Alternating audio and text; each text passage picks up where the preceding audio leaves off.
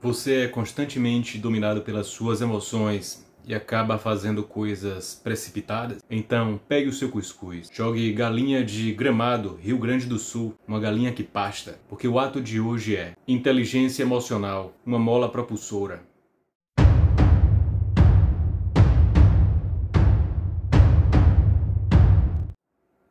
No vídeo de hoje vamos entender o que é inteligência emocional, vamos entender também as três principais emoções que acabam afetando em nossas decisões, emoções como ansiedade, raiva e frustração, e vamos entender de uma forma um pouco mais profunda quais são as duas camadas da inteligência emocional. Então fica até o final, que esse vídeo vai fazer uma grande diferença na sua vida. No decorrer da nossa vida, interagimos constantemente com fatores externos que acabam afetando as nossas emoções. Se você observar ao seu redor de uma forma consciente, você vai perceber que a maior parte das pessoas estão no polo emocional. Elas reagem a tudo, elas brigam por tudo, elas brigam em trânsito e elas vão reagindo de acordo com as circunstâncias, de acordo com as coisas que afetam elas. Uma das minhas áreas de atuação é na área de marketing. Inclusive, eu leciono no ensino superior em disciplinas de marketing. Eu sempre levo cases reais das maiores empresas do mundo, mostrando, comprovando que a maior parte das estratégias dessas marcas, elas têm um foco emocional. É claro que isso não foi definido de uma forma aleatória ou porque eles acham que é o melhor caminho. As maiores marcas do mundo não têm departamentos de marketing formado por idiotas. Elas sabem que as pessoas reagem muito mais de forma emocional do que de forma racional. Então por isso que a maior parte das campanhas e das estratégias de marketing elas têm um peso mais voltado para o emocional. Você já parou para pensar quantas decisões no seu dia a dia são tomadas por influência de suas emoções? Você acha que a maior parte das suas emoções elas vão ajudar ou irão atrapalhar nas suas decisões? Até mesmo a felicidade pode trazer prejuízos na sua vida. Quantas vezes pessoas em estado de felicidade e euforia e um cartão de crédito geraram prejuízos? Dessa forma a gente pode considerar que tanto as emoções positivas quanto negativas, elas podem gerar uma influência não tão amigável em nossas decisões. Como prometido, nesse vídeo vamos abordar três emoções que afetam boa parte dos brasileiros, e elas são ansiedade, raiva e frustração. A primeira coisa que devemos levar em consideração é que essas três emoções, elas são naturais do ser humano. E agora a gente vai analisar e vou mostrar como lidar com cada uma delas. A ansiedade é gerada por preocupações associadas a eventos futuros. A ansiedade é muito comum em indivíduos que irão passar por uma situação onde sai muito, foge muito do seu cotidiano, ou em situações onde ele será julgado como uma apresentação ou uma palestra, ou em situações onde este indivíduo será julgado como uma apresentação em grupo. O conhecimento e estar presente são dois fatores muito importantes que irão ajudar a lidar com a ansiedade. Então, se você vai fazer uma viagem longa, para um lugar onde você nunca visitou, é um idioma diferente, quanto mais você pesquisa informações, sobre os lugares que você irá passar, sobre onde você vai fazer a troca cambial, detalhes da sua hospedagem, quanto mais detalhes do seu planejamento. Então, isso vai lhe dando segurança, vai lhe dando suporte. Então, quanto mais detalhes você tem da viagem, a hora que vai sair de casa, a hora do check-in, a hora do embarque, a hora de chegada no hotel, quanto mais detalhes, quanto melhor o planejamento, mais seguro você vai estar, menos ansiedade. O mesmo se aplica para apresentações em público. Como professor, eu vejo que a apresentação em público é uma barreira para boa parte dos alunos. E eles têm essa barreira justamente pelo medo de ser julgado. E esse medo de ser julgado nada mais é do que o medo daquele julgamento fazer check-in com algo que aconteceu durante a apresentação. Então você tem medo de errar, medo que julguem em cima do seu erro. Aqui o primeiro ponto que eu passo sempre para os meus alunos é que errar é humano. Eu fiz alguns testes antes de algumas apresentações e eu notei que o resultado melhorou bastante. Eu comentei com eles antes das apresentações que eu estava ali para melhorar, para observar os erros, fazer as anotações e passar para eles para que eles possam melhorar.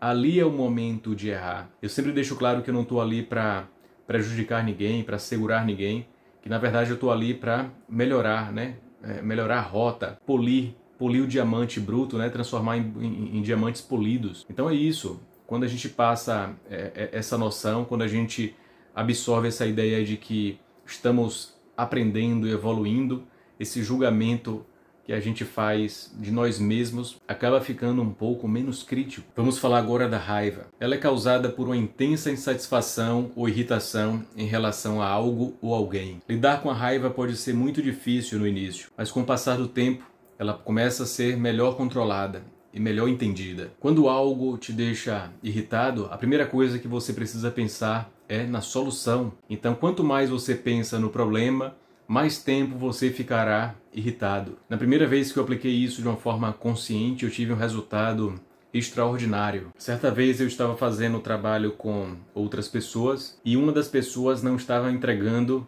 a parte que lhe cabia. Então eu fiquei muito irritado com aquilo e eu comecei a pensar em colocar aquilo que eu estava estudando em prática, que é entender por que eu estava com raiva, né, e aplicar soluções, né, buscar soluções. E eu estava com raiva pela falta do material que deveria ser entregue pela outra pessoa. Eu poderia resolver aquilo? Poderia, e assim eu fiz. Então aquilo que deveria ser feito por ela, eu busquei os melhores caminhos para fazer e o resultado ficou impecável. Eu fiz um trabalho que não era da minha competência, só que eu me dediquei tanto, eu coloquei toda a minha raiva em cima daquilo e acabei transformando algo negativo em algo extremamente positivo. É claro que em algumas situações a causa da raiva não é um fator controlável. Então nesse momento a gente aplica aquilo que a gente aprende no estoicismo, que eu já falei algumas vezes aqui no canal. Nós só devemos nos desgastar, né, colocar a nossa atenção naquilo que a gente pode controlar. Se a gente colocar nossa atenção, nossa energia em fatores incontroláveis, a gente fica à mercê desses fatores, né? Então a gente vai depender desses fatores para ter alegria, tristeza, raiva, serenidade. Então o estoicismo aqui cabe muito bem quando se trata de um fator não controlável. Agora, a frustração. Ela é uma emoção negativa que é gerada a partir do momento que um objetivo não é alcançado ou uma expectativa não é realizada. Hoje eu consigo lidar com a frustração de uma forma mais serena. Eu percebi que os grandes nomes da história erraram muito mais do que acertaram. E o erro foi fator determinante para que eles alcançassem o sucesso. Então, quando eu vejo que a frustração vai ganhando espaço, eu olho para tudo aquilo que eu já construí, olho tudo aquilo, todo o caminho que eu preciso ainda percorrer, como eu estou hoje, como estava há 1, a 2, a 5, a 10 anos atrás, e isso vai trazendo fôlego, e a frustração vai ficando para trás. Hoje eu entendo que os fracassos são cicatrizes que o deixarão ainda mais forte. Mas o que de fato é inteligência emocional? Muita gente acha que inteligência emocional é agir como um robô frio, sem expor as emoções. Mas não é bem assim. Existem duas camadas de inteligência emocional e a primeira é aquela mais comum, que você vai ver muita gente falando aí em livros, né, na própria internet, que é você entender os seus sentimentos, as suas emoções e agir da melhor forma possível. Então, por exemplo, a partir do momento que você percebe que você está com raiva e que se você tomar uma atitude naquele momento, você provavelmente tomará uma atitude equivocada, então você respira, sai, bebe um copo d'água, volta depois de alguns minutos e aí, enfim, você toma a decisão com a cabeça mais fria e uma decisão mais racional. Então, isso é inteligência emocional na primeira camada. O que seria essa primeira camada? Aqui no canal, constantemente eu apresento a estrutura do eu inferior, que é formada pelas nossas emoções, cultura, sentimentos, paradigmas, né? E a nossa mente inferior, que seria a nossa alma, o nosso ego. Então, na primeira camada, a gente vai agir através do nosso eu inferior, que é o quê? É perceber a sua própria emoção, identificar como ela pode te prejudicar em determinados momentos e agir de forma racional, da melhor forma possível, com a menor interferência possível da emoção. E qual seria essa segunda camada da inteligência emocional? Você não está sozinho no mundo. Existem outras pessoas ao seu redor e você irá interagir com elas de forma direta ou de forma indireta ou de forma acidental. Então, a partir do momento que você expande a sua consciência e você começa a perceber quais são as emoções das pessoas que estão ao teu lado, você começa a agir de forma inteligente, da melhor forma possível, captando os sinais de emoções que elas estão enviando o tempo todo. Sim, as pessoas enviam sinais o tempo todo das emoções que passam nas suas cabeças. E é muito fácil você identificar quando alguém está frustrado, triste, feliz, com raiva, com desconfiança ou qualquer outro sentimento. Quando você ativa essa camada de inteligência emocional, você saiu ali da sua bolha egóica, né? Você não está apenas avaliando as suas emoções, você expandiu a sua consciência e você está avaliando as emoções de todas as pessoas que estão ao seu redor. Então, dessa forma, você consegue facilmente filtrar, por exemplo, pessoas que você pode usar determinadas palavras em um discurso. Por outro lado, você consegue perceber também que tem pessoas que são muito sensíveis emocionalmente e que não vale o desgaste de debates calorosos, intensos, com pessoas que não estão em determinados níveis para ter determinados tipos de conversas, né, de debates. Então você vai utilizar de uma forma inteligente as palavras corretas de acordo com o contexto, de acordo com as pessoas que estão ao seu redor. Isso é usar a inteligência emocional de uma forma altruísta. Dessa forma, na primeira camada, você está usando a sua inteligência emocional de uma forma pessoal, para você mesmo, egóica, mas na segunda camada, você está usando a inteligência emocional de uma forma altruísta, analisando tudo que está acontecendo ao seu redor e quais são as emoções que estão ali ao seu redor. Um livro que me ajudou muito a entender emoções é O que Todo o Corpo Fala. E não, isso não é pseudociência, isso é baseado nas emoções fundamentais de todo ser humano, que é igual em absolutamente qualquer parte do mundo. Então pessoas felizes na Ásia, na África, na Europa, né, no Ocidente, no Oriente, elas vão ter as mesmas expressões, assim como tristeza, rancor, raiva, angústia, não importa.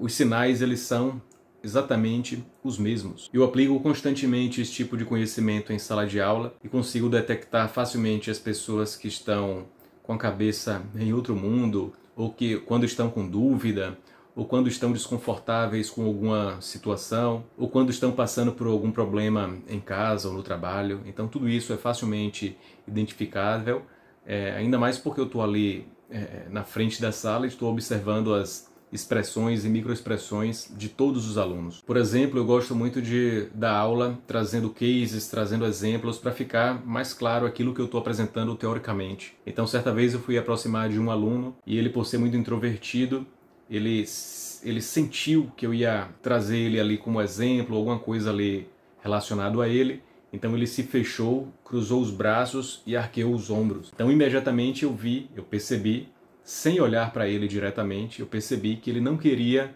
participar ali, ser o centro das atenções. Então, de uma forma bem sutil, sem que ele percebesse, eu fiquei ali do lado dele, voltado para a turma, não toquei no nome dele, né? Não coloquei ele no centro das atenções, me afastei e com o tempo fui ganhando a confiança dele. Terminava as aulas, ele vinha, conversava comigo, uma pessoa muito bacana, a gente trocou muitas informações boas, né, relevantes, e aí com o tempo ele começou a participar da aula, né? Então é isso, às vezes se eu tivesse invadido o espaço no momento errado, poderia gerar certos bloqueios, mas como eu tive essa sensibilidade de perceber o que passava, né, o que ele sentia, então eu tive que dar um passo atrás para depois a gente conquistar mais espaços. Com o passar do tempo ele ganhou confiança e começou a participar das discussões em sala. Então é isso, espero que você tenha gostado. Agora você sabe que é muito importante entender as emoções, né, mas não só as suas. É importante saber detectar as emoções das pessoas que o cercam. Espero que tenha gostado, um grande beijo no coração, até a próxima, valeu!